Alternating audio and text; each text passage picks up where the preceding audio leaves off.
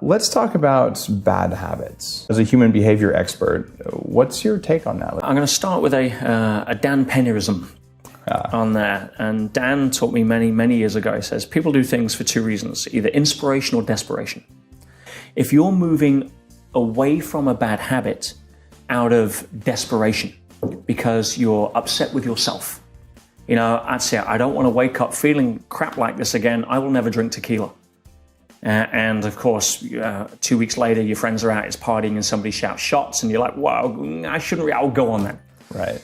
Yeah, so, what is that? If you're moving away from something, then usually the biggest pain is closer to the consequence of that. The further away you are from the consequence of that, 2 weeks later, and I can justify it by having been to the gym 3 times, so screw it, I deserve a shot. Then it's far less likely to have some level of sustainability. If you're doing things for inspiration, you're moving towards something. It comes down to the most powerful question you can ever ask yourself when it comes down to motivation behavior. Why? Why am I doing this? If your why is big enough, then you'll usually stick with the journey along that habit.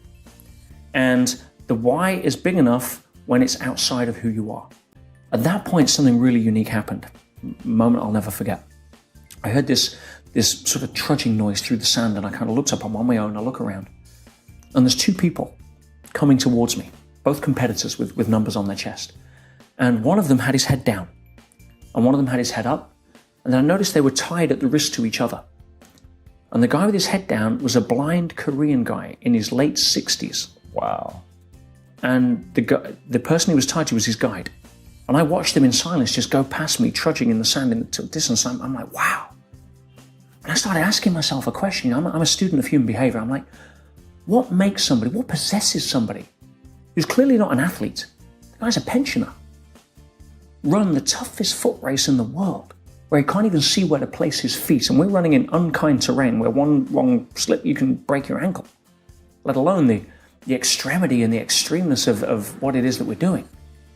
And I'm like, I've got to find out what motivates that guy, because I'm young, I'm fit, and he's ahead of me right now. Right? Well, how? Why? And I ran after him to find out. And I learned through the guy he was tied to was also his translator, that he not only ran this race, he ran it every single year to raise money for the hospice that had looked after his brother when his brother was dying of cancer. And I'm like, well, it was like a slap in the face with a ping pong bat. I'm like, if ever I needed a reminder, a lesson, that it's not about me. And when I saw that expression of humanity at its greatest mark, to be able to contribute beyond himself in the pain and the suffering because there was something bigger driving him than his own why, I learned a huge lesson about breaking bad habits, about motivation, about everything I needed to learn. If your why is big enough, in other words, it's outside of you, why are you really doing this? Is it to make more money? Or is it to give your kids a better education that you didn't have? Is it so that you can drive a fast car so you can prove to the world that you're better than the person the teacher said wouldn't start their own business or wasn't good enough? Or is it so you can inspire other people? Yeah, look at the statistics of Olympic athletes that have broken the world records, that have stood for the test of time. They did a study. Those that broke the ceiling, the glass ceiling, we have thunder coming through to make the point, exactly, as if God agrees himself. I'm kidding, but if you look at those studies, the people that broke the glass ceilings were the ones that did it for something that was beyond them. They wanted to demonstrate to their community what was possible. They wanted to show their parents that they were a better son or something that was beyond. They wanted to be the example, not the ego-based driven levels of insecurity that, oh, look at me, I'm significance driven, I got the gold medal, therefore I'm better than you. No, I was able to light a pathway that you can follow as well. And so, if you're struggling breaking your habits, check your why.